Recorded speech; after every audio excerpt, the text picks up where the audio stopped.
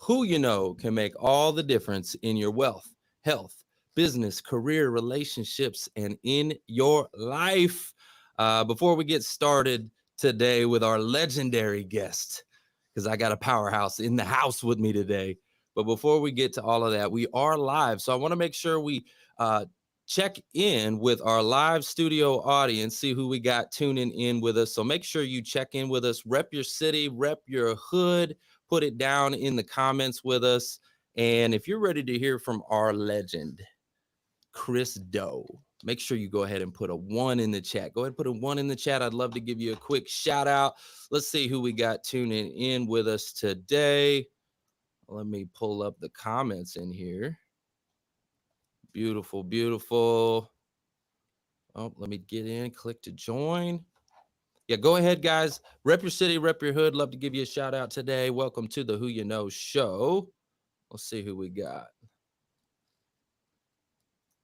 Okay, we got Felista, we got Mary, good to see you, Alex, Dan, we got Ivan, Jeremy, Corey, I see you. We got Jay, good to see you. Marvin Reed, that's my Breakfast with Champions family in the house. Muhammad Ali, good to see you, good to see you.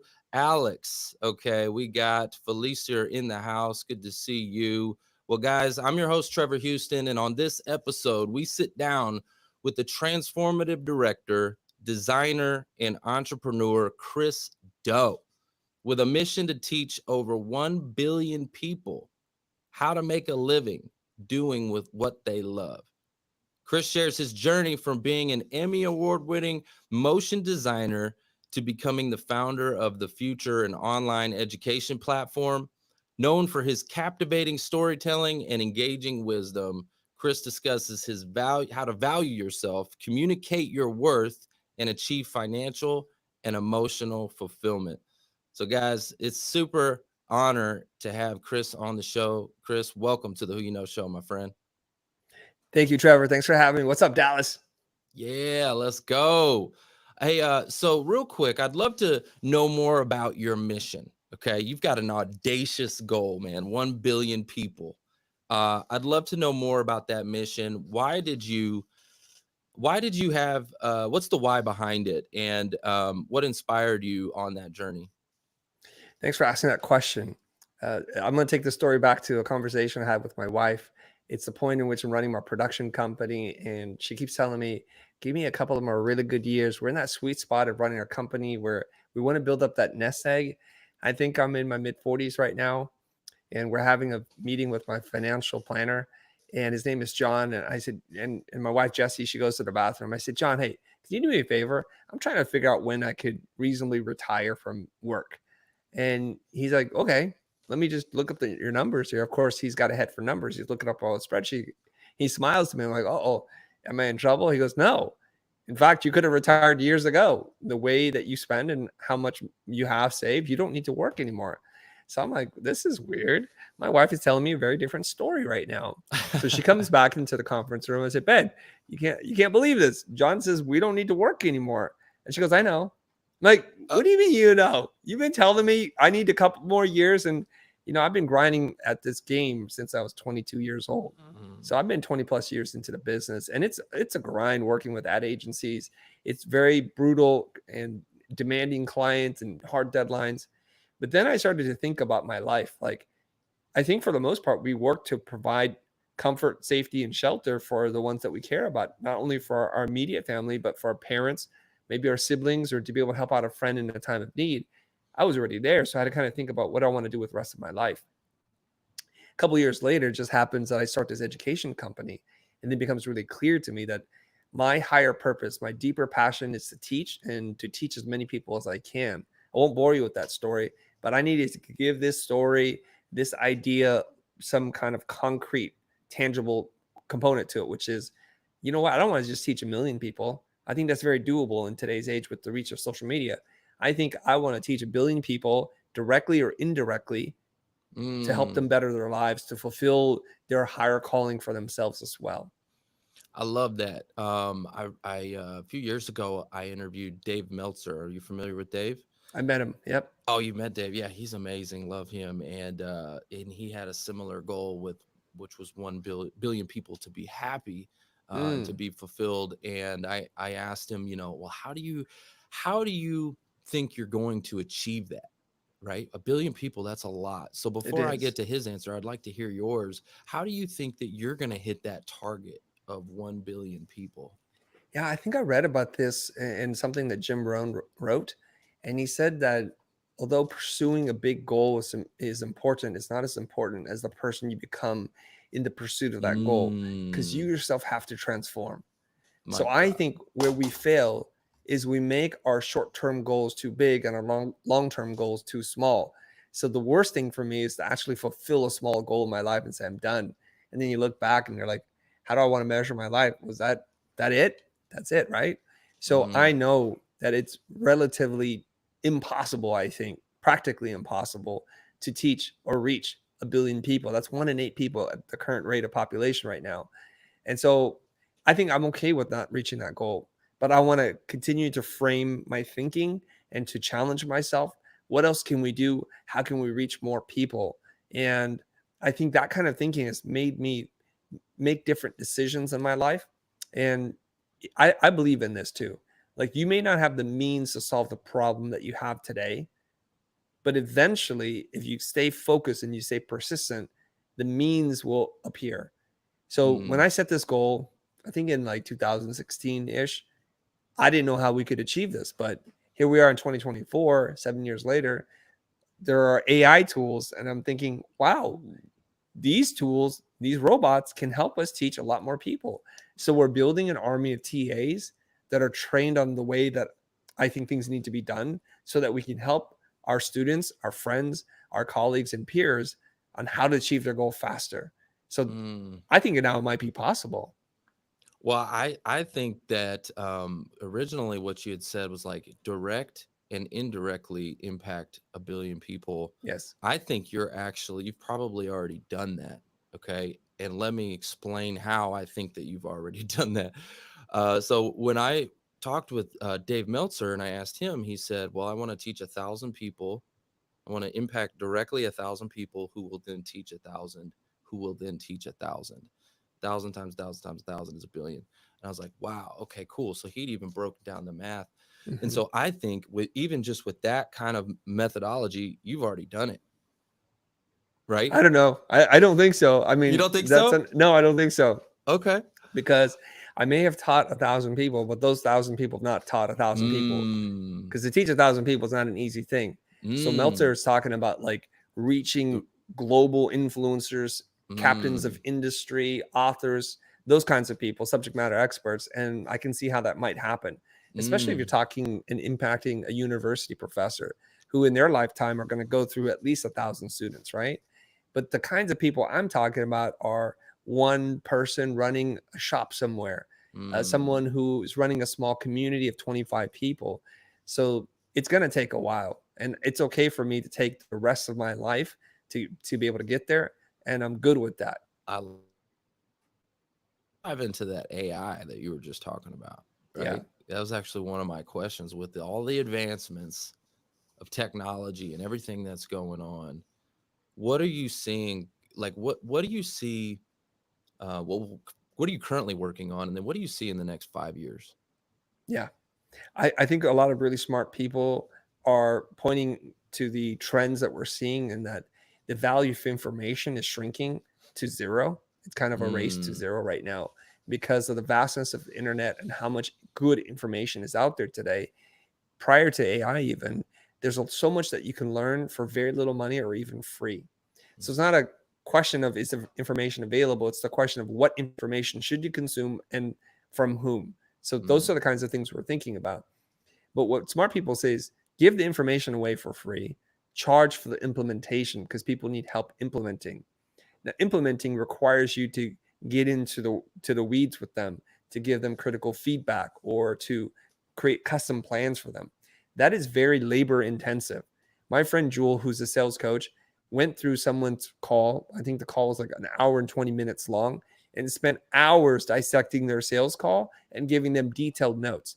That is not scalable because there's only one Jewel. mm, And to do that, she has to spend 3 to 4, maybe even 6 hours working on giving someone feedback that only took them an hour and a half to do.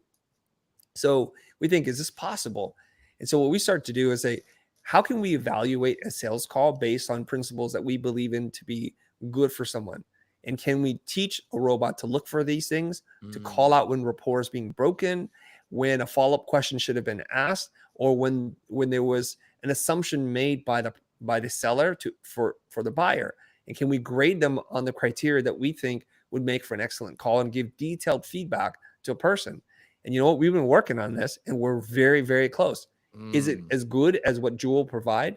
No, not even close. But at 70 to 80% of what she would do at 1/100th of the cost of time and energy and resources, maybe this is something that people will want. And so what we think is to build specialized robots who are trained on thinking very specific ways that mirror our own. Can we deploy that across the internet? And if you've ever been on a sales call before, especially if you're a solo practitioner or you run a very small team, who do you go for help? You bomb a call, you lose a bid, and you are beating yourself up. I don't know if you've ever been there, but I have lost many jobs when I was much younger, thinking there must be something wrong with me. Why don't I know what to say or do? And I don't even know what the rules of the game are. So if you were to get feedback at that critical moment, I think we can ease the suffering and pain that a lot of people are going to feel. That's just one example. Wow, that's huge. Now, are we talking about like an AI avatar making No, calls? Or are you talking about giving that real-time feedback?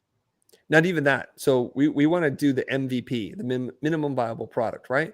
So let's say you got off a call and it's on Zoom, so we know it's recorded. Okay, You can give it the transcript or the audio file. It got will it. listen to it. It'll know who you are, who your prospect is. It's going to analyze the call for you and say, okay, on you asking deep follow-up questions, in you saying neutral and objective, in you saying less and asking more, here's your grade: C minus, B plus, and here's why.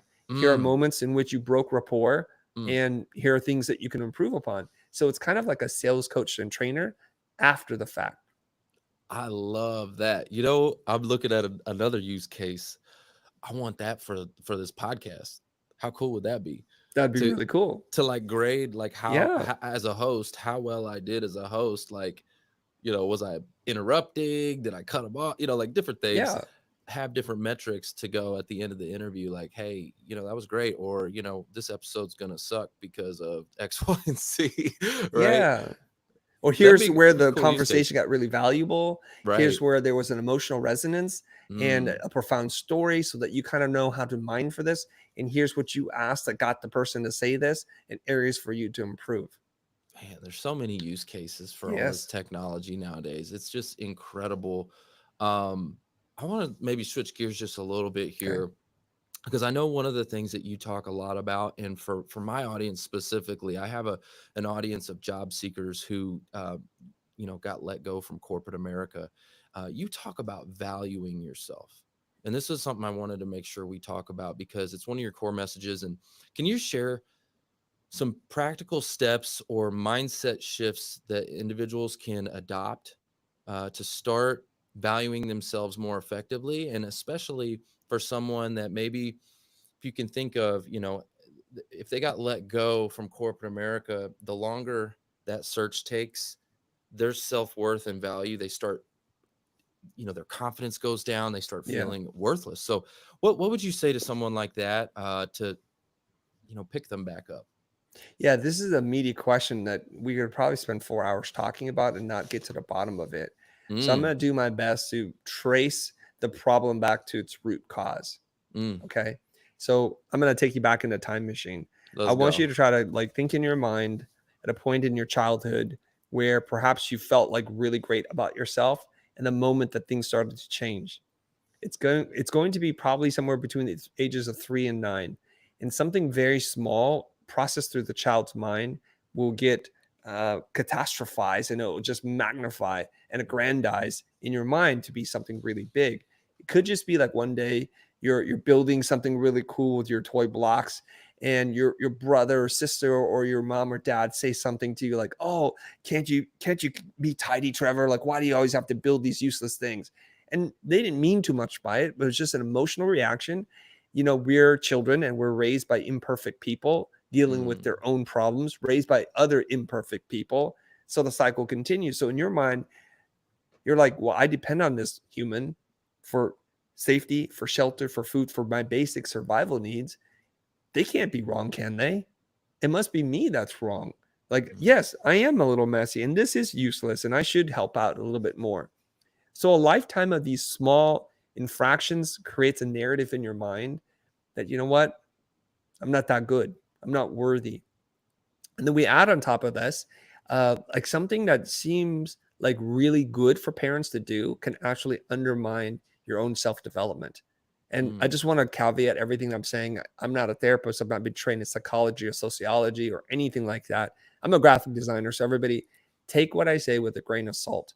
So what happens here is parents like to withhold praise for behavior that they want you to do. So they hold back praise as a means to control your behavior. So when Mm. you go home, let's just say you're in like a typical Asian American household, what was the most important thing is to get good grades, Mm. to push yourself academically, to join the chess club, to take AP honors classes, right? So that you can get into that prestigious school. So when you come home and you beat 99% of the students, but you're in kind of like a regular class, they don't say great job, Trev. They say, hey, you should be pushing yourself harder, right? Or let's just say you do get 4.2 GPA that semester or that year, and they're like, great job. So now you have been trained to seek the attention and approval of the person that holds your financial, emotional, psychological, physiological safety in their hands. And they don't mean anything by this. Or they'll say, I'm really proud of you. But they say it from time to time. So we infer there are times when you're not proud of me. Parents Mm. also do this thing where they compare you to another sibling, a cousin, a coworker's child. They're like, oh, why can't you be as artistic? Or why can't you play the piano or the guitar like those people? And this stuff eats away at you. And a lifetime of this destroys your internal compass for who you are and your own self-worth. So now we enter into adulthood and we're looking for extrinsic, external guide points to tell us we're good or valuable. How do we know? Well, we know because we got a certain title at a certain prestigious company and we're making a certain salary and we're moving along some artificial timeline in our mind that we're moving faster than the competition, whoever they might be. Mm. And at some point, you lose your ability to judge for yourself if you're any good. Why do you think people are so scared to post on social media? Because someone else that you don't know or don't care about, and especially don't care about you, are going to tell you your self-worth. Mm. And so now you start a business and you're hanging on the client's every word. Oh, it's not worth it, Trevor. Okay, yeah, you're right. Or your work, it was underwhelming. Oh my gosh, I didn't work as hard. I'll work more on this. I won't sleep tonight. It's not necessary for me. And so all these extrinsic indicators or benchmarks for your own well-being are being controlled by other people. And I say to people, why would you ever give someone as a person who has agency and autonomy, control over your emotional well-being? But we do it all the time. We volunteer. We're like, hey, you over there on Twitter or on LinkedIn, I know you don't know me and don't care about me, but what do you really think about me right now? And we ride that emotional roller coaster of the highs and the lows. When your post blows up and people are showering you with praise, the engagement is through the roof. You're like, woo, my confidence is really high. And when the post falls flat or people are like, you're very insensitive, how could you say these things? Then your confidence goes really low. So my point of view on this is real confidence doesn't really move. Mm. So I suspect the people who ride this roller coaster of highs and lows, that your real confidence score is at the lowest of your low. It just Mm. artificially gets brought up because of the external factors. And I was Wow. talking to a friend and she was like, do you know where the word confidence or confident comes from? The Latin root word means confidere, with trust. So you don't trust yourself, Oof. your ability, your value, right? So like when somebody says, I don't have great confidence that this bridge is going to support our weight. It's not some esoteric thing. I don't trust that it was built well enough to hold us. And you Mm. might be right. I don't have confidence that you're going to pick me up at the airport. I don't have confidence that you're going to be faithful with me because I don't trust you because you've exhibited behaviors in the past that make me question that. So if we look at it, it's like, I'm not confident doing this logo. What are we saying? I don't trust my own ability to design this logo. Mm. That's the problem.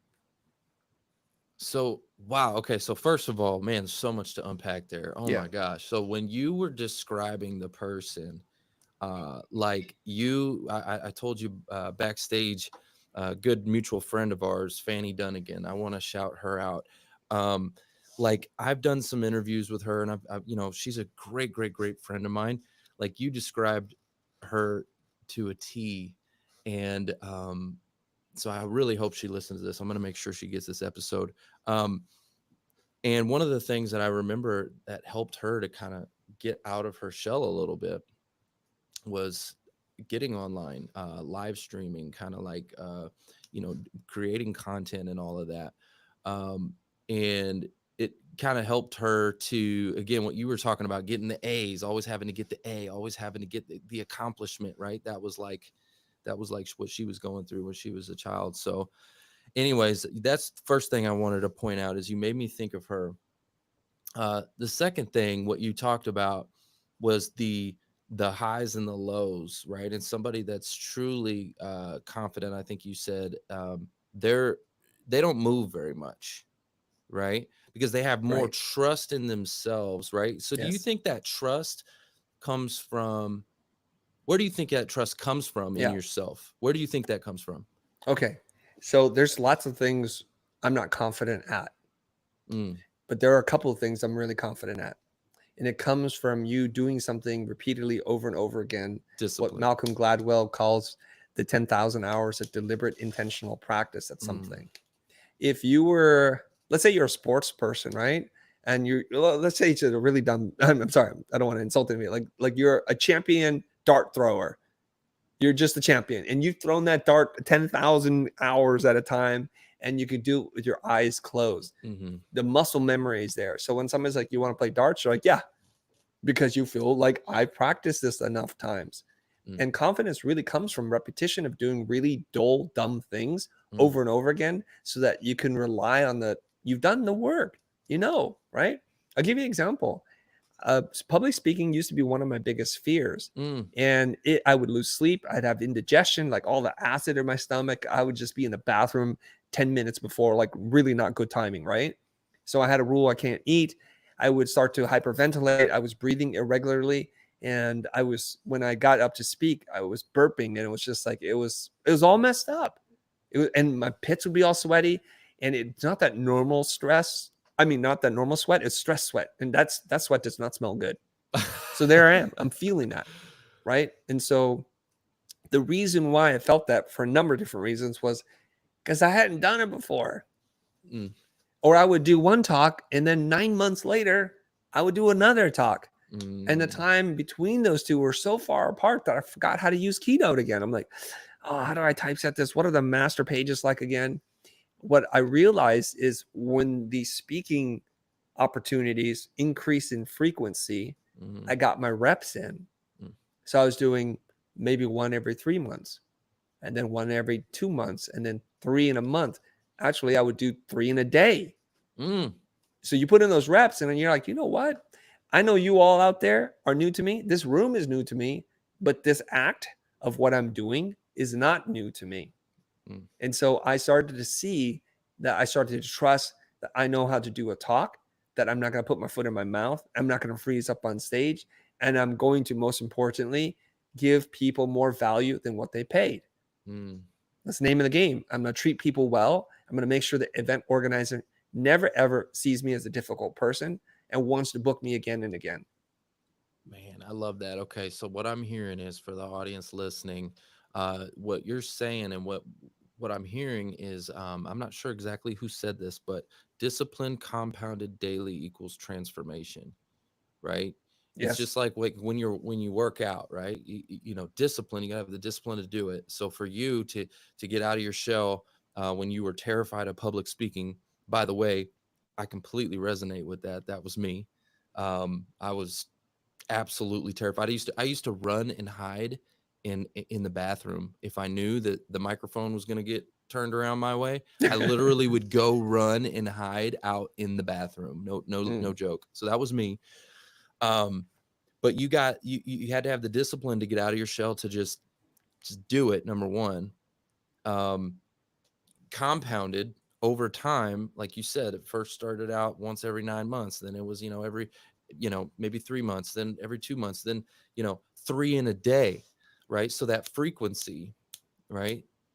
Um, over time has created a monster, man. You're a beast. Right. So, Yes. now Can I I'm ask you a pretty, question, Trevor? yeah, absolutely. What is something you've done over and over again that you feel like, that expression, I know it like the back of my hand. Mm, Are there a couple of things that like you're like, yeah, I can do that. It could yeah. be silly. It could be hacky sack, or it could be throwing cards or whatever it is. Are there a couple of things? Can you tell me what they are? Yeah, podcasting, doing this, right? Okay. I've done this since 2000 January of 2018. So almost 7 years now of Okay. podcasting, and so I've got my reps in, and I've done Yeah. this enough times that I can do it in it's like the back of my hand, right? Right. And how many episodes in are you? Oh man, that's such a good question. We are in the five to 600 range. Wow. Yeah, it started out originally was live streams, and those live streams, uh, I wasn't able to repurpose all of those to get them on the podcast. Right. And the very first studio that we were using went out of business during COVID, Mm-hmm. and I ended up losing half the content. So probably 200 episodes are just gone. But yeah, I mean, probably in the 5 to 600 range now. Okay. Yep. So what's really interesting is even if none of them were ever recorded, you aren't gone. You put Right. in the reps yourself. Absolutely. Right. So Mhm. I'm going to first quickly say shout out to the 76 people that are tuning live on LinkedIn. Our two mutual friends, Fanny and Rich Cardona, are there and they're commenting. And she goes, I'll just tune in. My name's being Hey. mentioned. How weird is that? Her ears must have been burning. So, Oh, okay. Fanny, I Shouting love out. you so much, Fanny. I love you so much. And Rich, shout out to you. Y'all are my favorite people, I swear. We got LinkedIn fam in the house. Yes, we do. Okay. So there's a couple things that are happening here. If you can remember your level of trust in your ability to do a podcast, episode 1 to episode now, world of difference, right? And let's just play a game, okay? I'm going to ask you a series of questions, and Yeah. I'm doing this to help our audience a little bit here. I'm sorry, I'm hijacking your own No, podcast. hey, Okay. feel free, my friend. All Go right. ahead. The teacher in me like wants to take over. Let's go. Okay. On a score of 1 to 10, 10 being the highest, where like you feel like you're world class, one of a very few people who can do something, and one is like, I'm a total idiot imposter. Somebody should kill me now. Mm. Okay. What was your level of trust, confidence in your podcasting ability, episode 1, from a scale of 1 to 10?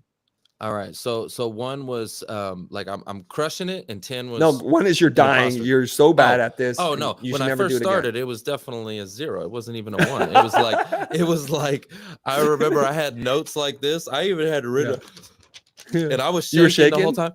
Oh, I was shaking. It was Yeah. completely off. It was, and that was one of the things that I knew I had to overcome my fear of public speaking. So I forced Yeah. myself to do those types of things. But anyways, yes. Okay. All right. Very bad. So very on a bad. scale of 1 to 10, you're not even on a scale. You're at a 0. Yeah, kind of like 0. Yeah. And I Okay. remember the producer, he was like, guys, that show was bad. Like he was like, y'all need to have a little more banter or something, because that was just so bad. And I was like, I didn't know what to do with my hands, you know? Right. You're like, fair, I guess. Right.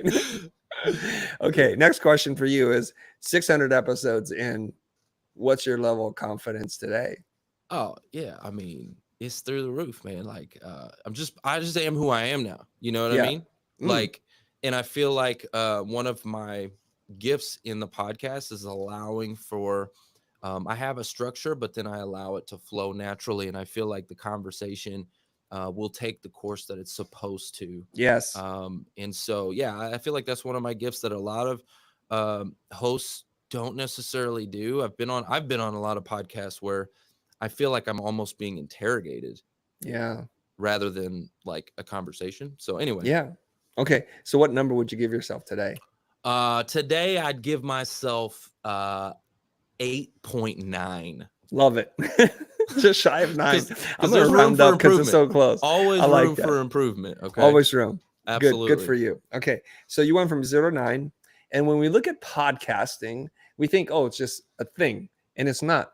There are a number of skills that you have to develop to be able to do a podcast, right? So let's think about what these skills that are kind of part of the chain of podcasting. What are the 2 or 3 things that you think you need to be able to do in order to be a good podcaster? One of the things is guesting, right? If you are going to be an interview host, obviously the caliber of guests that you're able to bring on, and I would say making sure that the guests resonate with your audience, tailoring it to your audience to make sure that they're getting value out of it.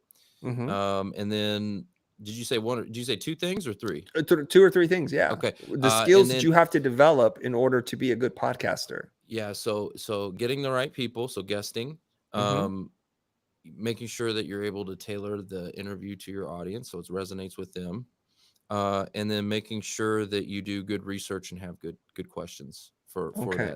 that guest. How do you feel about your ability to articulate and communicate clearly? Mm. Well, that's important too. Yeah, your comm Yeah. skill are pretty important, I think. Yeah, I think that's pretty important. Yeah, yeah. Yeah. So Yeah, what's storytelling interesting, too. Storytelling, yeah, storytelling. being able to extract stories, because you do have a video audience, but then you also have an audio only audience. And so for that Yes. audio only audience, being able to have them visualize, because they're not able to see the video, right? So that Right. being able to visualize, and you did a phenomenal job earlier, telling some stories. You're a master at that. So yeah, storytelling's another good one. Great. I want to analyze this in 1 second, but I'm going to ask everybody who's watching this, as we're streaming this all over on your channels, on my channels, wherever you're watching this, please do me a quick favor and share this so that more people can join us in this conversation. And then afterwards, you can delete it. But just for the time being, since we're live here and we don't do so many live streams on the Future channel. All right, I'm going to just quickly review some of the skills, the durable skills you've had to develop in order to be a good podcaster. So you could be like, for example, you could say, I want to do sales, but to do sales, you have to learn a lot of different skills. And here you are. So you're talking about curating and being careful about selecting the right kinds of guests to be on your show. But I guess the unintended consequence of that, or the benefit of that, is you built up your network now from a Well, guy who's like based in Dallas, reaching out to people all over the country and perhaps all over the world. Your network has grown tremendously. You absolutely. are you are also a great translator because you understand how to take someone's ideas and tailor it for your audience. So you're speaking, even though you're speaking English, I think you're speaking multiple languages here, right? Mm, So you're able to do research. And this has made you smarter because you're more aware of what's going on and you become interested in people. You have improved your comms game, your ability to think and talk and respond in real time. And there's something that you probably didn't mention, but is an essential part of communications, which is your ability to listen. mm, Super important. You're holding space for others because you want to honor them and their content. And then you love storytelling. So you've learned the art of storytelling by being a participant, but also as a student. And you're getting to learn from so many different sources. So these things done 600 times can translate to other areas in your life. So what we do when we want to increase our confidence is we look at the things we already have and we start to apply them as one of our core strengths in an adjacent application. So it might be public speaking, it might be teaching, it might be writing a book, or it might be as a host at a dinner party. And you'll be more confident, not because you are leaning on a foundation of a skill that's been repeated many, many times. mm. So I'm going to tell everybody who's listening right now, ask yourself this question. What is it that you've done over and over again that you feel like you can do it kind of without a lot of preparation? And then do the exact same thing, break the chain down and kind of figure this thing out. So a lot of this game of self-confidence is about learning who you are and what you're capable of. Now, Mm. I notice one thing, and this is pretty typical. When I ask someone, what are you good at? They often will say things that have nothing to do with them. Like, oh, I'll listen to this person. I'll do these things. And they don't say, well, gosh darn it, I'm a pretty good communicator myself. I'm a really good listener. So it's still externalizing all the things that you've been able to acquire we just we need to take a minute to kind of look at our own inventory of skills and honor that. That is so good. I got to give you a mic drop for that, okay? Because let me tell you something. You even broke it down, right? Like I'm like, you asked me what's something you're good at that you've done a million times. I'm like, podcasting, this right here. And then you broke it down, and it's like, okay, well, that translates into this communication skills, right? Like and you're right. There are so many, like, relationship building, your network, all those things that you broke down. And yeah, you're absolutely right. So that's good. So you're teaching people to look for that thing that they've done a million times that they could do like the back of their hand, like riding a bicycle. They could just hop on and go, and dissect that to look for the skills that are within that, and how do those translate into other spaces? How could those skills That's right. translate into other places? Man, that's amazing. And then that way they could go in feeling confident, like, hey, I know this. I've done this. Yeah, I, I've done I this can do many times this. before. Man, that's so good. That is so good. Okay. I got a question here because you talk a lot about key insights on pricing and Yes. negotiation. You've conducted a lot of workshops on sales, negotiations, and value based pricing. I actually have my first online course launching in December. And so, what do you think are some key insights, or maybe even common mistakes that people make when pricing their services? And how could I avoid that? Okay, common pricing mistakes. Yeah. All right. Okay. A lot of times people ask you this question, like, how much would it cost me to have a logo design? Or how much would it cost for you to represent me in a court? Mm, And what we do is then we're like, the word cost means like really literally the expenses required to produce something. mm, But the price is not the cost, because if everyone sold or priced something at their cost, they would exactly have zero profit. They right. wouldn't stay in business. And so we have to start thinking about the intangible value that we create beyond the cost. And this is where a lot of people get messed up. There's a line, and the line is price the customer and not the service or the product. And what does that mean? And it feels a little funny at first, and people give me a hard time over this because they don't understand how this works. You and I, we have some commonality, some common beliefs and values, but there's lots of things that we value very differently, right? Like, I like baseball caps, and I'm starting to spend more and more money on caps that I like. And you might think that's the dumbest thing ever. Chris, why would you do that? Right. So I'm going to ask you this question, Trevor. All How right. much would you pay for a cap? Mm, $25. $25. All right. $25. What if it's like for a team or a band that you really love? Like, what's the maximum you would pay? $25. Like, I love that. See? like, See? you And know, if I if it, told you I yeah. paid $250 for this hat, you might Oh, think, you crazy, bro. yeah. You just plain crazy. Why would anyone do that? But I noticed something. You have a fancy mic, or at least it looks fancy to me. Yeah. Is it fancy? I mean, it's mid grade. It's It's been not great. like, Okay. yeah, yeah, But yeah, it's got the shock mount. It's got everything, you know. yeah, yeah, And yeah. someone else might say, that's stupid. Just use your iPhone. Why would you do that? Or just use your earbuds. And we know if you're a little bit of an audiophile, you would think that sounds tinny, sounds hollow, Mm, and it doesn't sound good. And it's picking up all the weird scratches on your beard or whatever it is that it picks up. So we all have different sets of value. The mm, mistake that people make in professional creative services, which is a bespoke service, it's not like you can just pull one off the shelf and say, here's your logo. Have a good mm, day, sir and ma'am. You have to do something very custom. But each person that comes to you has a different set of values. So they might be like, let's buy a $200 hat, or let's buy a $25 hat. Or actually, I wouldn't even take it if you gave it to me for free. So we have different sets of value. So in the conversation with the prospect, you need to understand, is what you're doing valuable to that person? If it's not, mm, you're wasting your time, because there's no amount of sales technique or pricing strategies or psychological manipulation anybody can teach you that they're going to feel good about giving you money.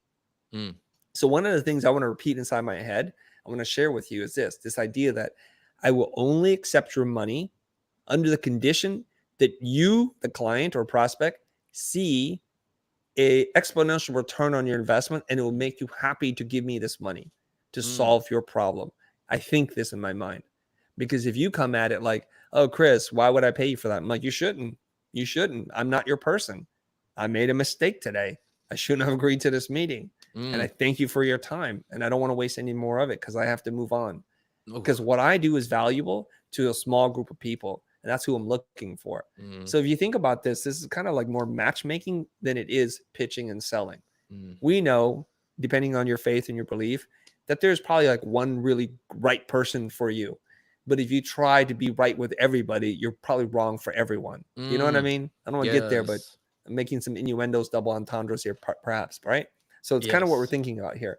So when we look at clients, there are 1,000 clients that are wrong for you and maybe 10 that are right for you. And our job is to be able to clearly articulate what it is that we do, the benefit and the impact on our social channels, in our offers, such that we attract the right kinds of buyers who are literally looking for what it is that we're doing. And if you just did that, you would increase your opportunities. You would probably increase your lifetime customer value, and you would decrease your stress and the friction in trying to sell to everyone. The Mm. problem is most creatives, most inexperienced entrepreneurs think, well, if I cast a wider net, Yeah. there's bigger potential bringing clients in.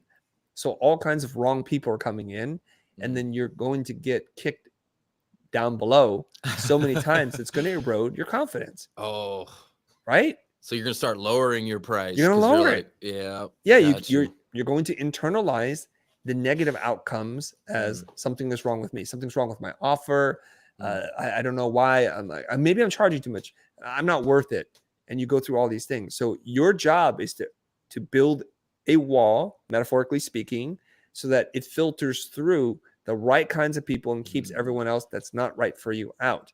So we can be more transparent in our pricing and our capacity. I can take on 10 clients who are looking to invest at a minimum $20,000 to help rebuild their personal branding or something like that. Just mm, made that up.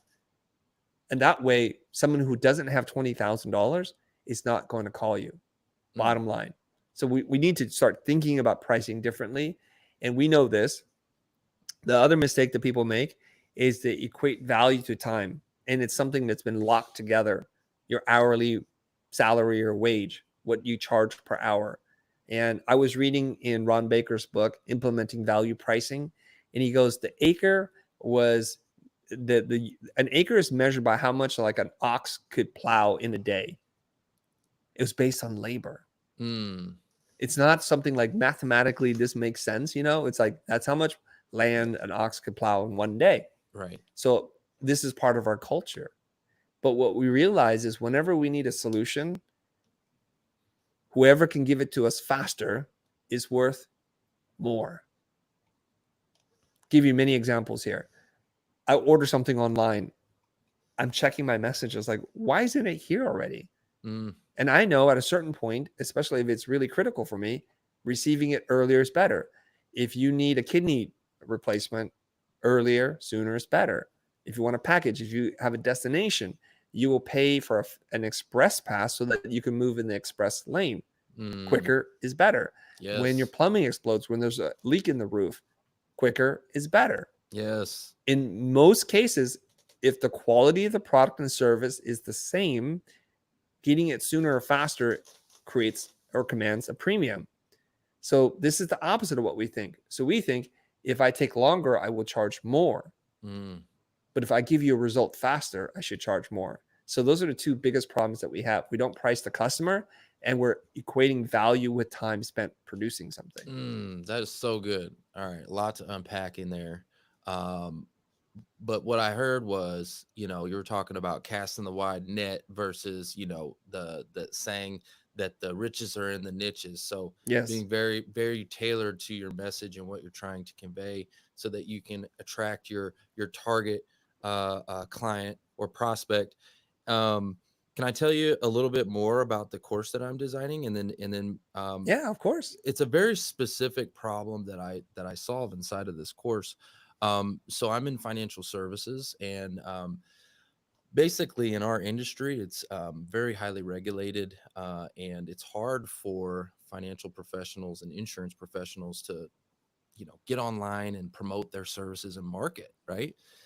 Because of all of the regulations and rules. And so I figured out how to do compliance friendly marketing, using actually podcasting as a form to do this. And so I'm super excited about this because I get to teach it now finally. And I know that this is going to help the client ultimately get an ROI. So it's going to help them because they're going to be able to get online and market their services and promote and market.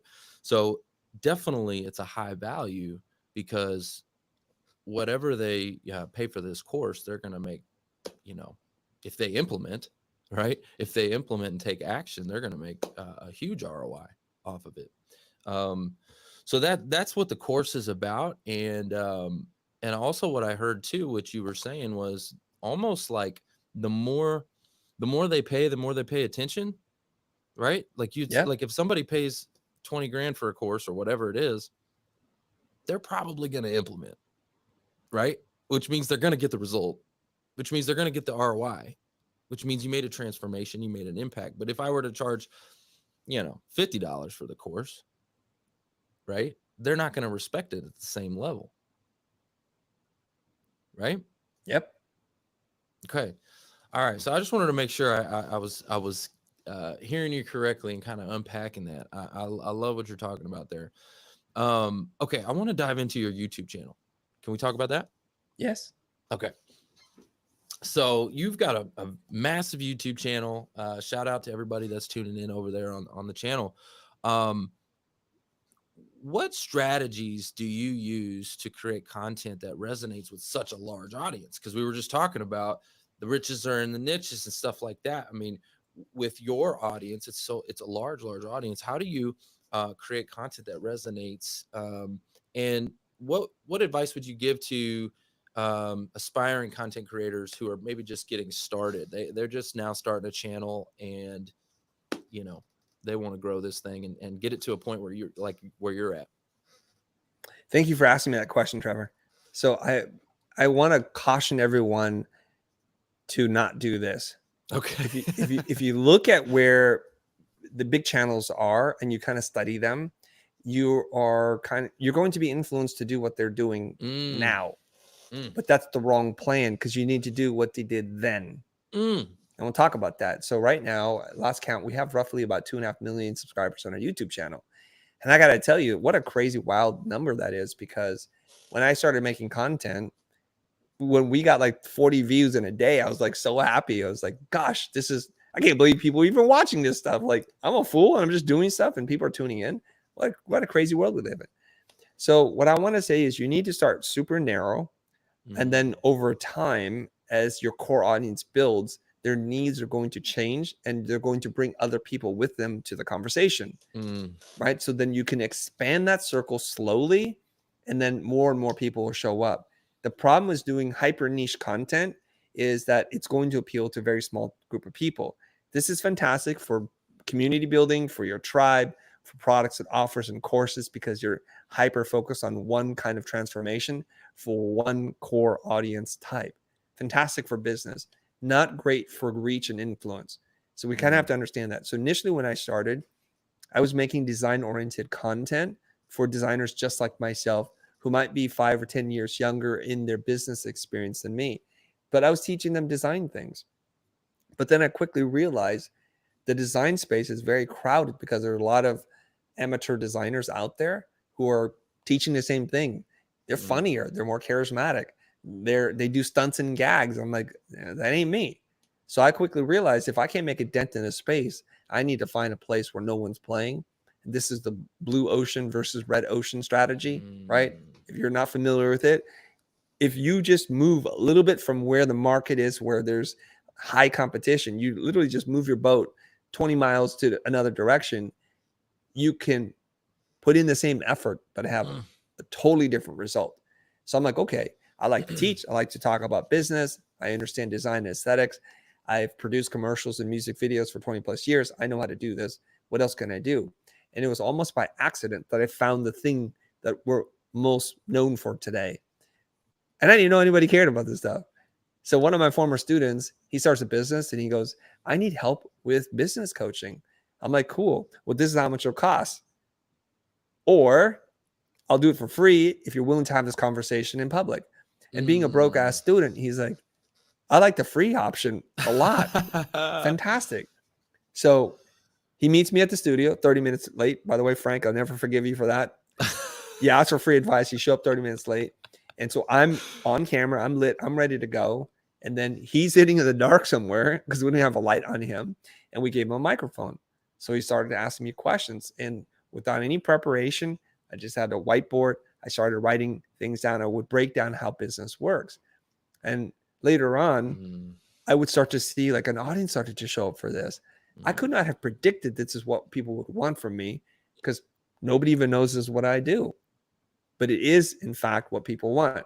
So I'm talking about business strategies, how to run a small creative business, and I'm focusing almost exclusively on creative people. But you know, the weird thing that happens is sales, pricing, self worth, confidence, they're universal principles that apply to almost every industry. So slowly but surely, that core audience of creative professionals has grown to include people outside of what I would consider my core demographic. And so we just continue to evolve and serve people where they're at. mm. And that's what I continue to do. But that's now a million and a half subscribers into it that we continue to change. Now, you notice something. I don't know if you follow Gary Vaynerchuk. You know who he is, right? Oh yeah, of course. Yeah. In the very beginning, do you remember what Gary talked about a lot? A couple of Uh, themes. I remember empathy a lot, but that's he still talks about that. But Okay. Like in the maybe I'm not going further. beginning, I'm not, you know, when he in looked different wine, than, I mean, you know, when he was a wine, young man. but he still talks Wine, about he wine. was talking a lot about wine. So Yep, he hit a certain audience, but yep. then he moved into this hustle grind thing Yeah, and yeah, like yeah. flipping things from garage, Yes, I like remember that. Yep. swap meets, or I forget Mm-hmm. what they're called. Right. That's what he's doing. It's like, Yep. look at this toy. I bought this. I flipped it. This is a card and I could sell this. So this is what he was doing. And he noticed something about his audience. There are a lot of young men there. And there's a certain vibe and energy about that. And I think ultimately he's like, is this what I want to do? So he starts to evolve so he can broaden his audience outside of young men who are trying to hustle, Mm, right? So he starts talking about kindness and yep. empathy and Yep. taking good care of people. So of Mm-hmm. course he has to evolve too. The challenge that he has, which we all have, is when you start to broaden out your core audience, your, I guess, your army, they start to think like, wait, what happened to the person we fell in love with? You've Yeah. totally changed. You changed, bro. You change, right? Yeah. So he has to work through that, and that's totally okay. And we're all going to go through that. So there are people, I guess, fans that are also simultaneously trolling me. Mm, Like I used to remember when this channel talked about design, mm. and they would say that. I'm like, I'm sorry, I talked about design for a hot minute. I don't want to do it anymore. And as a person who pays for my own content, I do this at my own expense. Mm. I get to decide what I want to talk about. Mic drop. Oh my gosh. Let me tell you something, Chris. I literally just had this conversation. I had a heated kind of a conversation the other Yeah. day with somebody who was a super fan. Okay. Yes. All I right. like that. Super fan. Yes. Super fan, right? Yes. And they were so Troll. mad. They were so mad that like when I first started this show, it was all about careers. Okay, all about careers, very niche. How to get a job, what to do to get a job, all of that. And that was in 2018, and I would interview recruiters and hiring managers and stuff like that and career coaches, and it was all about getting a job. Well, you know what? To be frank with you, I got bored of that after like 150 episodes of that. And you know what? Through that process, I actually became a career strategist. Like I learned all the strategies. Like I don't need to invite a career coach. I could do that. I could help them with that. Anyway, like so I got a little bit bored of that, and I started to invite. I was like, what else do career changers need? Well, they need motivation because they feel like in their dumps, like their confidence is low. They need somebody to motivate them, inspire them, encourage them, lift them up. So I started going after some of the best keynote speakers in the world and some of the motivational speakers. And then all of a sudden I got business folks and entrepreneurs and authors, and like it just changed and morphed. And now the show's more of a self-development podcast, right? It's you know, it's how to, who you know can make all the difference in your wealth, health, business, career, and life. It's it's more than just career. And I remember literally last week I had a conversation with a super fan who was like very pissed off that the show is not just careers anymore. And I'm like, dude, like it is more than that. We're growing, you know. It's a good thing. It's not a bad thing. It's a good thing. Yeah.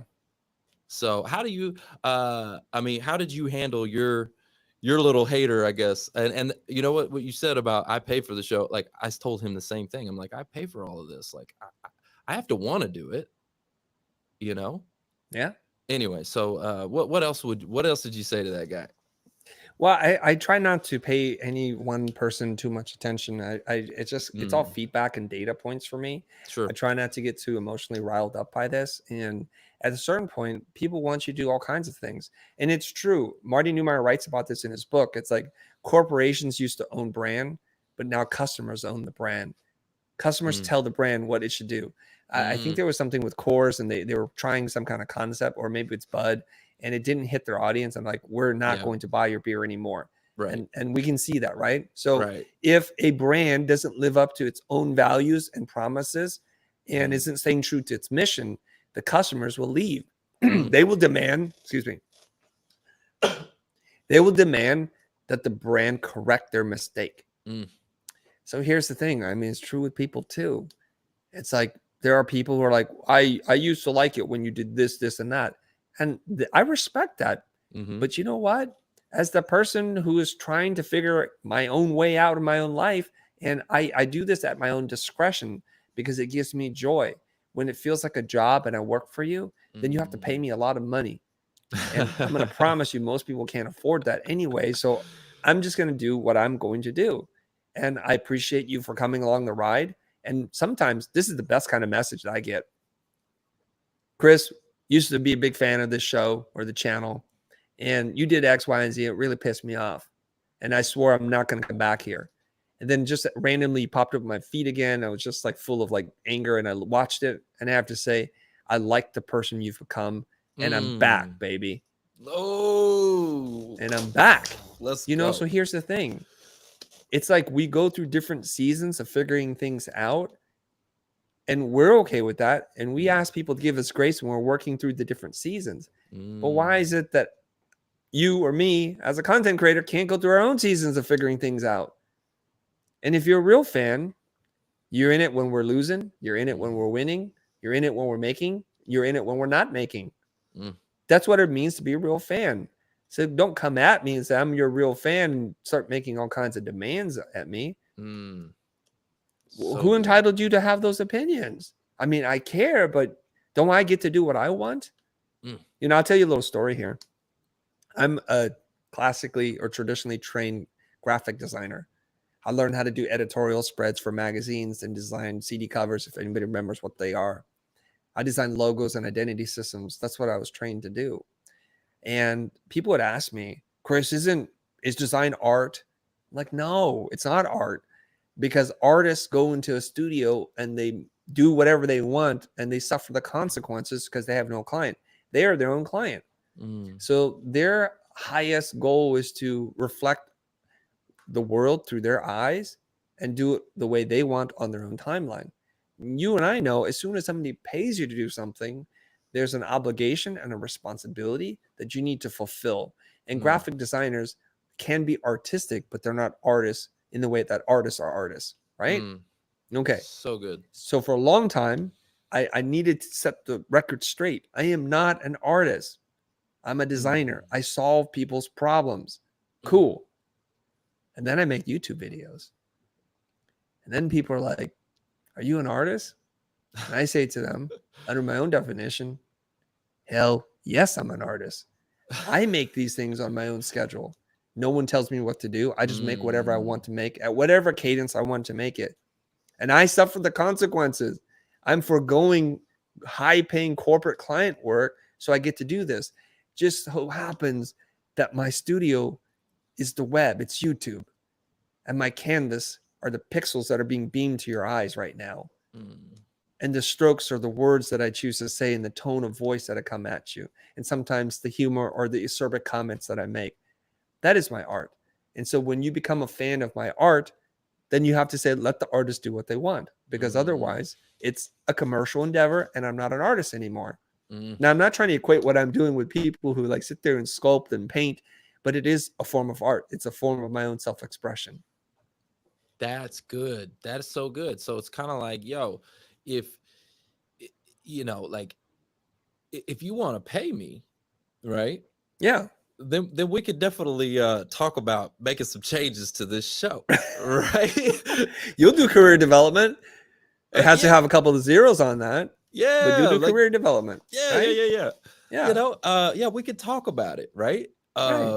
I remember in the conversation, I had Chris Gronkowski on the show, Mm-hmm. former Cowboy, brother of Rob Gronkowski, the Super Bowl champ, and all of that. Anyway, we had him on the show, and the fan was like, "What did that have to do with careers?" And I'm like, "Nothing." Like, I wanted to have Chris Gronkowski on the show. I'm a Cowboy fan. He former Cowboy, and anyways, like not a lot. It was just something I wanted to do.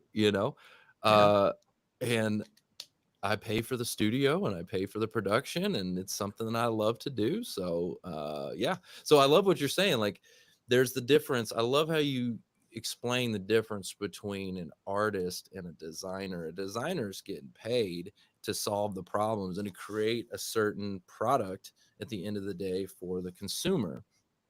And your artist is, they're doing it for themselves. Yeah. But talk to me about, okay, Can I back. give you one more Yeah, example yeah, yeah, just go to, for it. to drive this point home? Sure. In case people are like, art design, oh, it's so esoteric. I don't know what the heck you guys are talking about. I'll say it this way. Let's say you're an architect and a client hires you. You get to put as much artistry into it, but if you build them or design them a home that they don't like, you're not going to have many clients and you might have a lawsuit on your hands. But Mm, some architects say, I have a vision for a house that I want to build, and they become developers. mm, They invest their own money, put a lot at risk, have a vision for the kind of home that they want to build for a very specific type of person.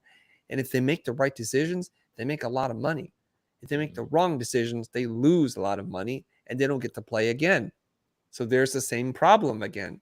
The architect works for money. The developer wants to shape the world in a very specific way. And if they do a good job, then they make a lot of money. So you're a writer and you write for a magazine. They pay you and you're a freelance writer. If they don't like it, they want to change it, so be it. But if you're a poet, if you mm, write your own screenplays and you don't care about the financial consequences, you're an artist again. So mm. as many parallels as I can make, think about where you are and have a sober conversation with yourself. Don't live in this kind of idyllic world where you romanticize everything. That's all. Mm. Back to your question. Oh, that's so good. I love how you the different analogies to help us picture it, right? To see it, because it totally makes sense. Back to your YouTube channel, okay? Backstage, you were talking about a couple of updates, some new things going on with your channel. Yes. Tell me about that. Yes. So with every social platform, when they introduce new tech or new engagement strategies, you should try to use them, because what they need is to see if this is a viable benefit or feature, like if people really like it. So they'll tend to promote things a little bit more. Hmm. So when we got started in 2014, we're relatively late in the YouTube game, but still earlier than a lot of folks. So Yeah. we're kind of in that weird sweet spot, right? Mm, But we were at the beginning of them doing shorts. I mm, remember a friend of mine, Brian Elliott, he called me and we are chatting about YouTube. He goes, Chris, you really do shorts. I'm like, what's that? They're just like 1 minute clips and do X, Y, and Z and use this hashtag. And I'm like, okay, I'll do it. I don't even know what it is, but let's go. I tell my hmm. team, let's go do this. And we're dropping videos, but it doesn't move the needle for us at all. I'm like, is this a waste of time? This is literally a conversation we had. Jonah's like, Chris, do you still want us to do this? Because it does take time to do these shorts. I'm like, yeah, let's try it for a couple more weeks and we'll go back to doing what we're doing. Just so happens that one of our videos started to go viral. I'd never witnessed anything like this on my channel before. And I was like, wait, what is going on? And I was confused because I'm like, is this the same video that I was telling a friend about that got 40,000 views? because this one has 127,000. And I'm like, I'm going senile, guys. There must be 2 videos that are taken off. No, it was 1 video, but it was moving so fast that the number was throwing me off. And so Mm. this one short now has over 40 million views, and it brought the whole category of shorts brought us 1 million new subscribers in Wow. less than 6 months, which had taken us almost like 7 years to get to, right? So Mm. this is wild. So right now, YouTube is trying its best to help creators monetize. So they've created educational channels. This is very important if you're a course creator. But the thing that I'm really excited about is they've introduced memberships. Now, Mm. prior to this, you needed to use third-party platforms like Patreon and others, or GoFundMe or something like that, to have people support your art. Okay, so Mm. this is the art part. So I'm Okay. like, oh, we should try this. So it's called memberships, and we want to be able to do this. And you can set different membership tiers. And so we have an internal meeting. Should we try this? And I talked to friends like, Chris, of all the people I know on YouTube, you most definitely need to do this because all you've done is given us great, valuable content. Mm. I'm like, I've been doing this for 10 years, 1,300 plus videos.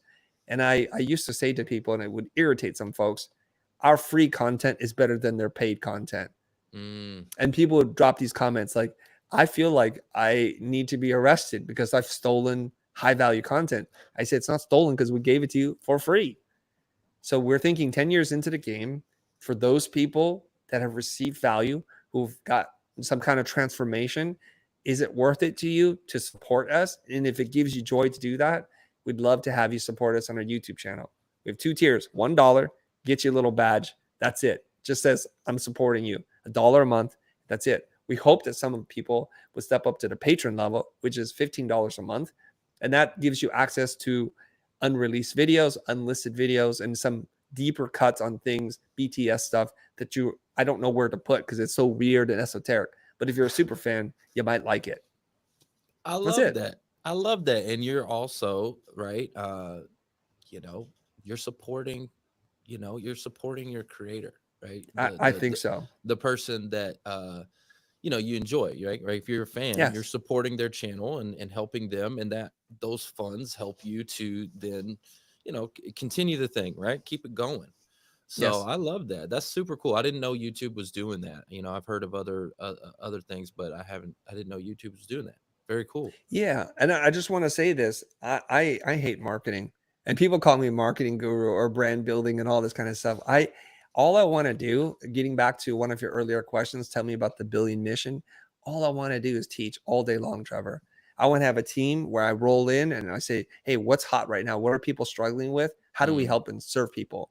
And they're like, "How about this, this, this, and that?" I'm like, "Well, that one feels good to me. Let's do that one." Cameras are rolling, a crowd of 30 people in there, and we film and we just release the videos, and hopefully it helps someone somewhere in the internet, right? I want to be able to do that all day long. But the business model doesn't support that because the AdSense revenue is so small, it doesn't even mm, pay for what it is we're trying to do. And I want to work at scale. You can't get to a billion people or lives impacted if you don't think and operate at scale. And I want to surround myself with the best editors, motion graphic artists, mm, teachers, AI specialists, writers, researchers, all the things that you have to do, people to help curate guests and to hold space, and technicians and lighting people. I want that so that we can teach at the highest level. And nothing would make me happier if we had to just completely stop running webinars. We don't run ads. We don't jam your inbox with like multi-sequence email tripwire, blah, blah, blah, all that marketing stuff, right? Now I have to do it. I need to do it because I got to pay a team. But wouldn't it be great if enough people that got value from the channel just stepped up and helped? Then we don't need to do that anymore. So I'm so saying this because sometimes I get super excited and the tone is wrong.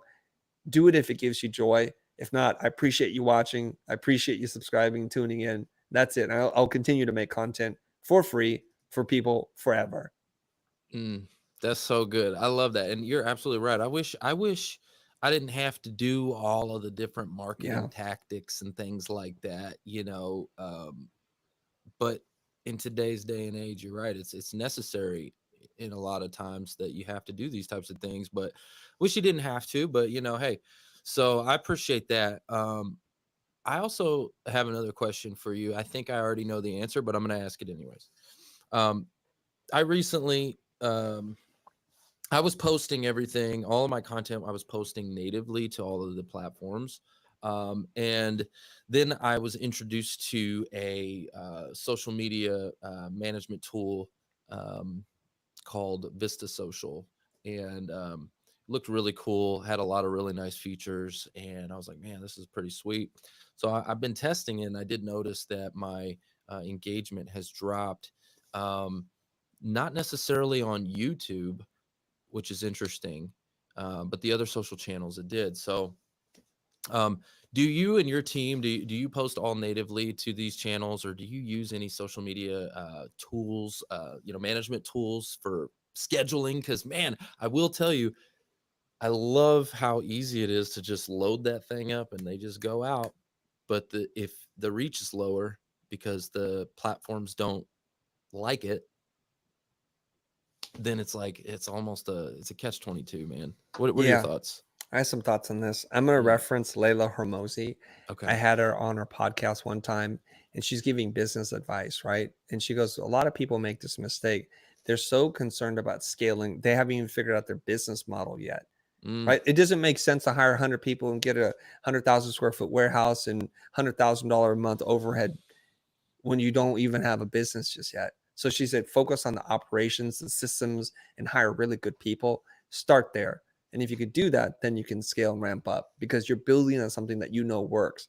So when it comes to the content game, a lot of people want to get into the automation and that scale and distribution that we all love, but you haven't figured out the content game yet. You haven't mm, figured out how to say things that resonate with an audience. You haven't figured out how to take complex ideas, shrink them down to make them super digestible and mm, highly actionable. You haven't figured out your tone of voice or your perspective or lens that you want to tell these stories in. You have to work on your craft. So I don't love these tools that allow you to push one piece of crappy content across all platforms. If you do that consistently enough, when you're ready and when you're good, people are like, I don't want to hear from you. I've mm. seen enough of your garbage across channels and I just don't, I'm not going to tune in for that. Right? You know that expression. You get one chance to make a first impression, and you've made many Oh, bad first impressions. oh, So I'm going to put that out there. For the vast majority of my content creation, I use no schedulers. I post natively, and I'll tell you why.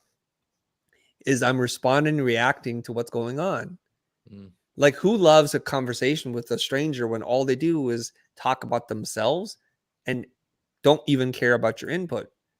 You've been in conversations like this before. 30 minutes in, the person has not even asked you a question. So you're thinking in your mind, it's all about you. mhm, It's the Chris show, isn't it?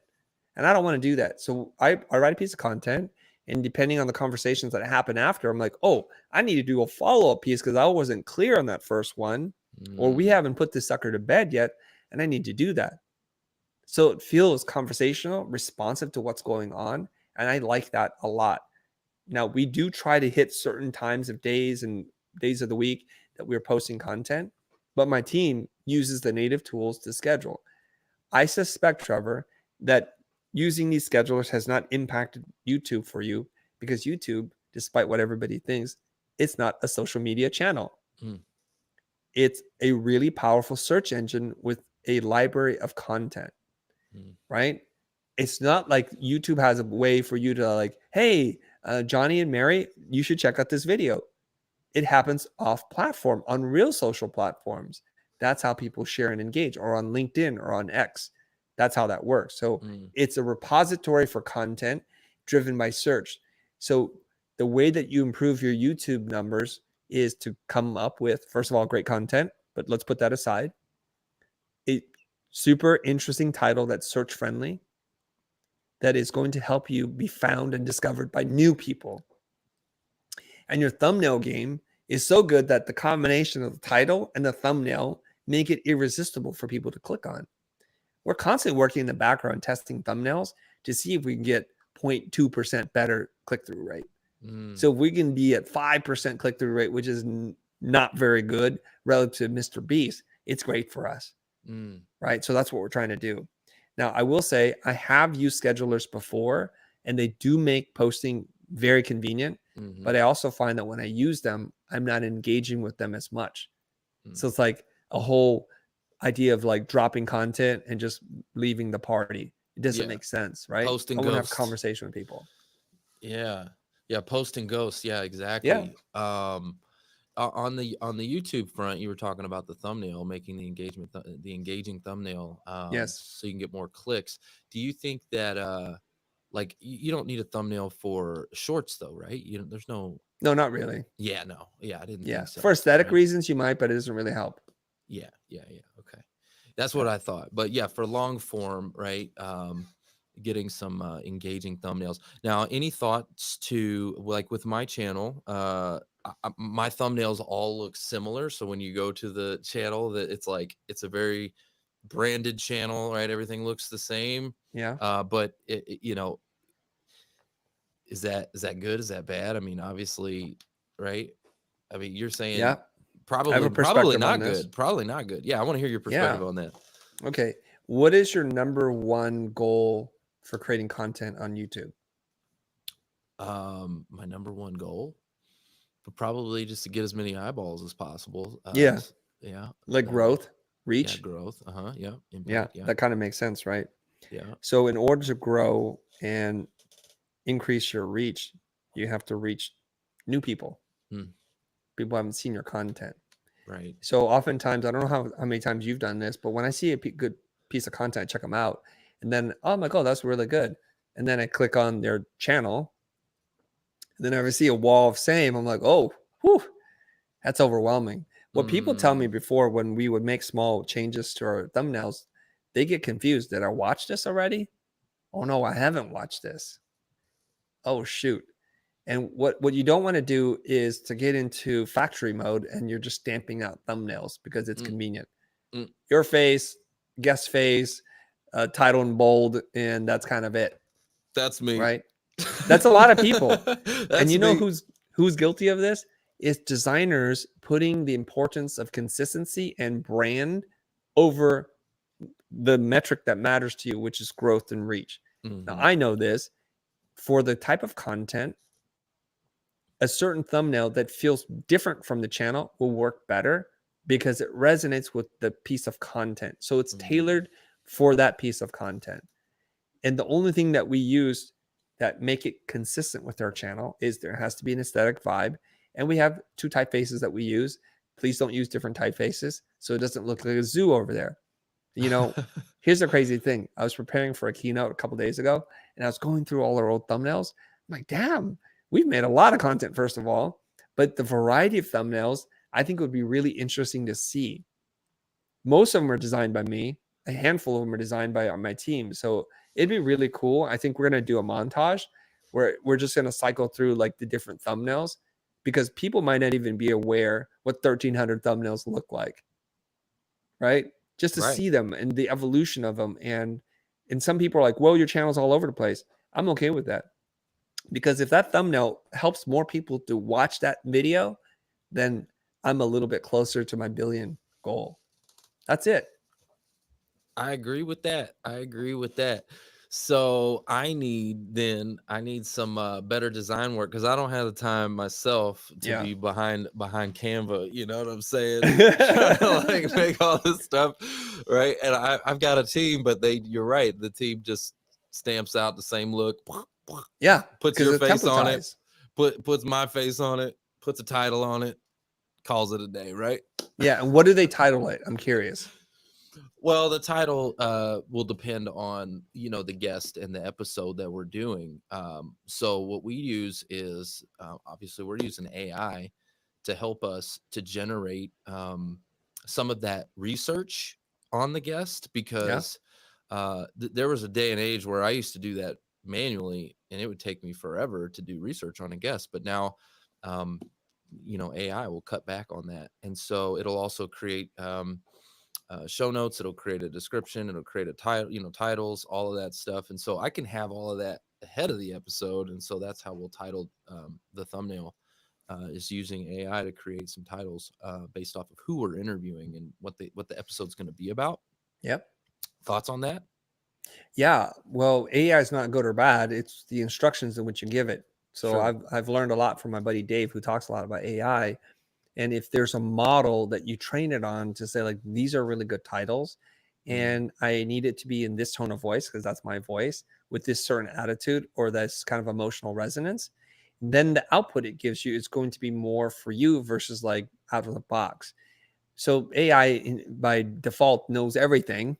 And if you can imagine trying to talk to like 100,000 experts at the same time and say, hey, write me something, how could they agree on anything? So what happens is those experts then come up with a really generic title or piece of design.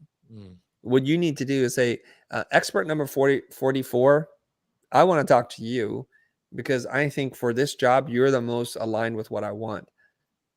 And so you kind of have to tell it, like, forget all the other voices, focus on this voice. And that's why the prompt of act or behave like this person or this mindset or with mm, this goal, then they can filter out the different robots that are not going to help you. And mm, so we use a very specific prompt to help us generate really great titles.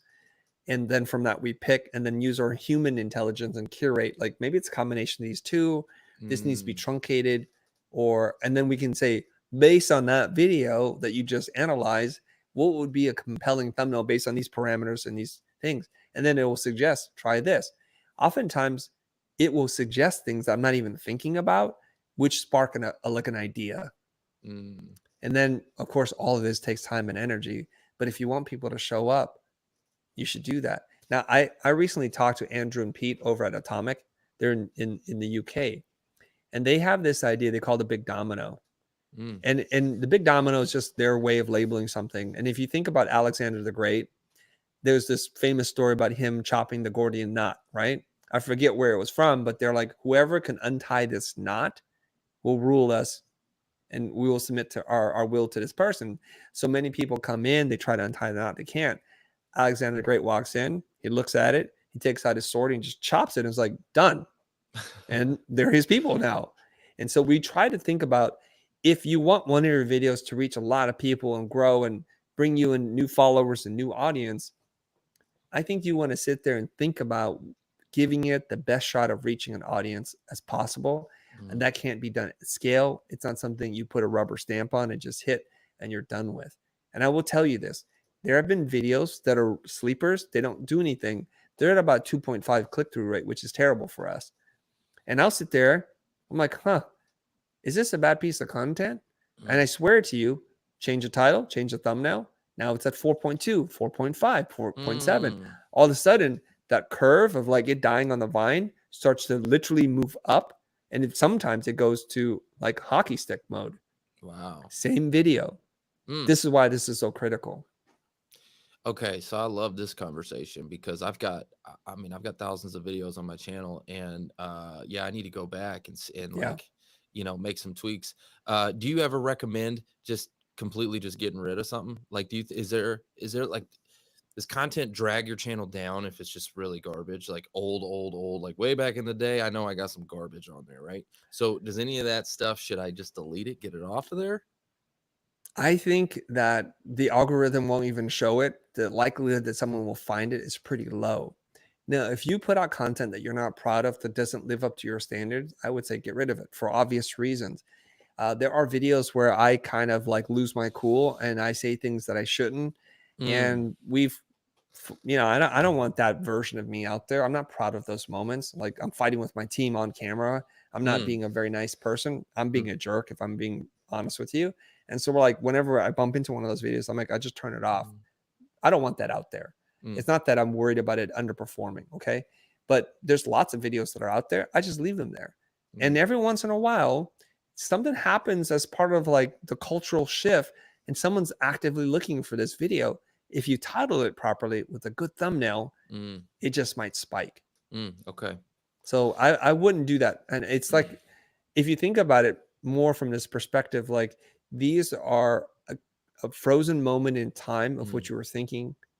And don't worry too much about that, because we all evolve, we change. And that's a beautiful thing about evolution. Mm. Yeah, and that's the way I was looking at it too, is that it's like a time capsule, the entire, That's right. channel. So you can go back and look at that first episode, right? Where you're like, oh God, that sucked. But to me, I love watching that episode. It's like, this is gold. It's a time machine, right? Yes. Um, And so I love that. And I was talking with Rich Cardona the other day about, podcasting, because they have now adopted the RSS feeds over on your channel. Mm. And, whether or not that's a good idea or a bad idea. And, I just didn't know if it, like, if having bad content on the channel ultimately drags down like your average views or whatever, that, you know, I guess YouTube is a different animal that I don't really know personally. So you're definitely an expert. So is there um, it has its own algorithm, right? Like if you constantly post garbage on there, or does each individual video have its own like algorithm? I can't say this on authority, but I believe every video has to fight for its audience. It Mm, doesn't matter if you have 1 subscriber or 10 million subscribers. mm, What happens is, I think YouTube shows your video to 10% of your audience. This is where it can hurt you. So if you drop a stinker, it's going to show to 10% of your audience. They might just be reminded that, oh, why am I following this guy? This this is guy terrible. sucks. Yeah. I'm going to unsubscribe. Got So it. I think your brand is how you show up consistently over time. So if you're Yes. producing content that's not good, doesn't meet your standards, I would not publish it, because having more crap out there is not good for anybody, Right. right? So I would just get rid of Qual those. quality over yeah, quality over quantity, right? And if you're training your audience, again, essentially what you're saying is you're training your audience that you suck. You're always putting crap out there. The next time you put a banger, it could be a banger, and they're like you've already trained them that you suck, right? It's kind of like, I Yeah. think about it like this in a way. Okay, maybe if as an analogy, you do a lot of analogies. So, um, in email marketing, right? If you train your audience like your emails are garbage and they're not valuable to your whoever you're sending them to, if they're always constantly deleting them, right? They're just Yeah. delete, right? They may not unsubscribe, but they're just deleting it every time it comes in their inbox. You may actually present them with something of value, but you've already trained them. They're like delete, right? Like I do that sometimes. I'm like, hey, just Yeah. right. So okay, that makes a lot of sense. And Chris, I could seriously talk to you all day long, but I know you're a super busy man. So I got a couple more questions here, and then Okay. I'm gonna let you get back to your mission of 1 billion people. Okay, a couple more questions I have for you. So, in your journey, right, of reaching 1 billion, what do you think is more important? What you know, the knowledge, the skills, obviously as a teacher, right? Then the things that you know, or who you know, the relationships, the network, the people. What do you think is more valuable? What you know or who you know? I know the name of the podcast, Yeah, yeah. Forget or the name of the podcast. Just right. I want to I answer want this. your yeah, yeah. Yeah. You're I yeah. want to name it. I want to answer this in a very real way. Yes. I was asked this recently, and my thought on this is, it's hard for me to separate the two, Mm, because the quality of the people you get to know mm, depends on what you know. Okay. that's So I'm good. invited into rooms. You want to drop the That's mic? yeah, that's good, man. That's good. Okay. Okay. Okay. All right. All Let's right. go. So if you want to be in that room when they're just killers, just Mm, crushing it all over the place, why would they put you in that room? mm. You're going to lower the IQ of the room. You're going to lower the income of that room by the law of averages, right? And Yeah. so I find it real interesting these days. And I kind of marvel and just delighted that I'm in rooms with people that are so successful. I'm like the most broke person there.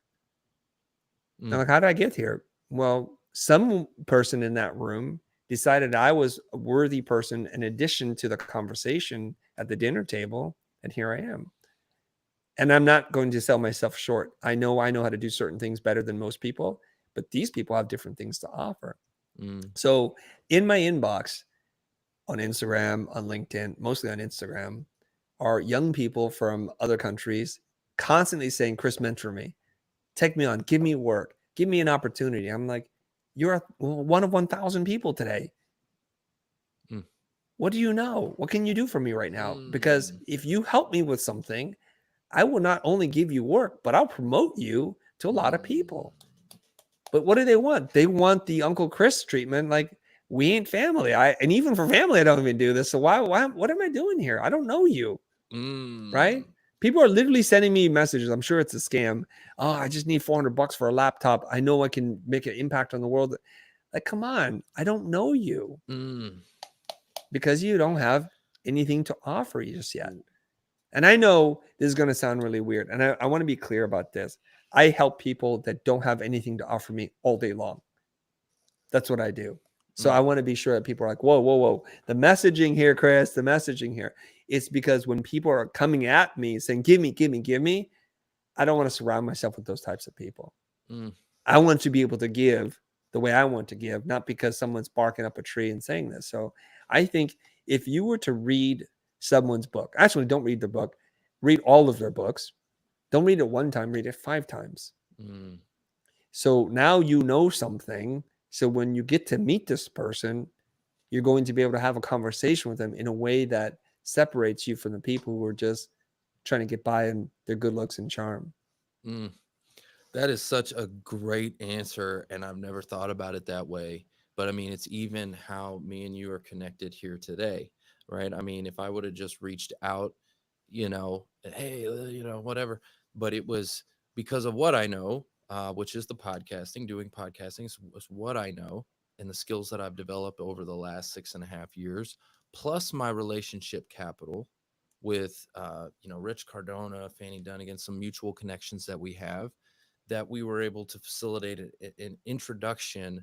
But if it wasn't for the what I know, they would not feel comfortable making that introduction, right? Right. It was a combination of the two things that got the two of us here today. So I love that answer. What a phenomenal answer. One last question. All right. One last question here. Now that you've been on the Who You Know show, you know what we're all about. Okay. Who do you know that you think would be a good fit for this show, that you think that would be another legend that we could bring here and shine a light on them? You put me on the spot here.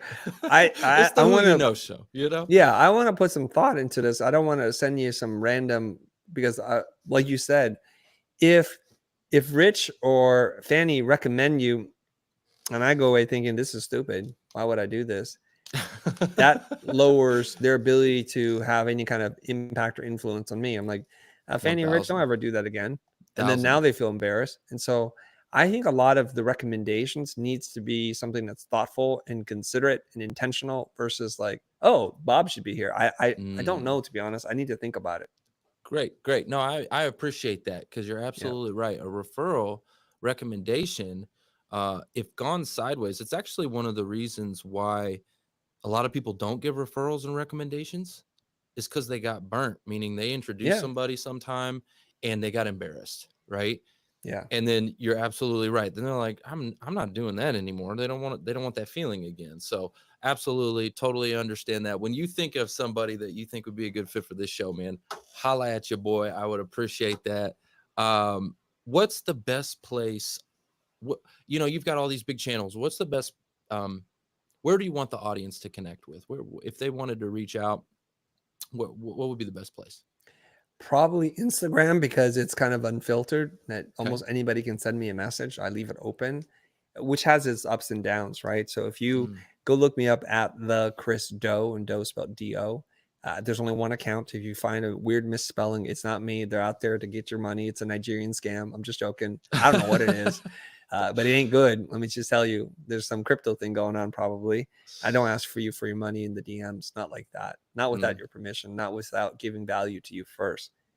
So on Instagram at the Chris Doe, if we're connected on LinkedIn, I know we can message each other without it costing you an in-mail credit. So you can also reach me on LinkedIn. Well, you've got a connection request from me pending, sitting in your email there, or your network there. So just connect with me. I'd love that.